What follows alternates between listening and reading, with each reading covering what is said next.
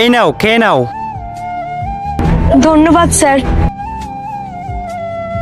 শ্রুতি, মা, তুমি শুনলে? ওটা শ্রুতির গলার আওয়াজ। শ্রুতি এখানে কোথা থেকে এলো? আরে বাবা, এখানে শ্রুতি কোথা থেকে আসবে? আর তোকে আমি বলেছিলাম না, শ্রুতিতে একজনের সাথে পালিয়ে গেছে। ও কোথা থেকে আসবে এখানে? এ তোর মনের ভুল, তুই চল বাবা, তাড়াতাড়ি চল। দাঁড়াও মা, আমি যদি খুব ভুল করে না থাকি তাহলে ওটা শ্রুতিরই গলার আওয়াজ। আর আমি তোটা ভুল শুনবো না। আমি ওর গলার আওয়াজ খুব ভালো করেই চিনি। দেখ বাবু, ওকে শ্রুতি কিছুতেই হতে পারে না।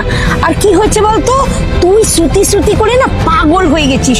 তোর মাথাটা একদম খারাপ হয়ে গেছে, তাই তুই চারিদিকে শুধু শ্রুতিকেই দেখে বেড়াস। তুই একটা কি পাগল মতো বসে আছো, কখনো শ্রুতি হয়? তুই চল তো আমার সাথে। ঠিক আছে, তাহলে আমিই দেখছি। শ্রুতি এরকম বিধবার কাপড় পরে? এই দুইটা ছবির ভেতর থেকে যেখানে একটা ছবিকে ভালোবেসে থাকলে ভিডিওটিতে লাইক করে চ্যানেলটিকে সাবস্ক্রাইব করে দাও। আর যদি না করো তাহলে আমি বুঝবো তোমরা ছবি দুটোকে ভালোবাসো না। আর কমেন্টে লিখে যাও আমিন। এক্সকিউজ মি, বলছি কিছু মনে না করলে একটা কথা জিজ্ঞাসা করতে পারি?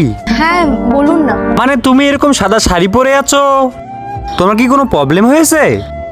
হ্যাঁ স্যার, আমার হাজবেন্ড নেই, ও মারা গেছে। আসলে স্যার, সবার মতো না আমারও একটা বাড়ি ছিল, কিন্তু ওখান থেকে আমায় ঘাট ধাক্কা দিয়ে বের করে দেয়। ঘাড় ধাক্কা দিয়ে বের করে দিয়েছে মানে? আমি ঠিক বুঝলাম না।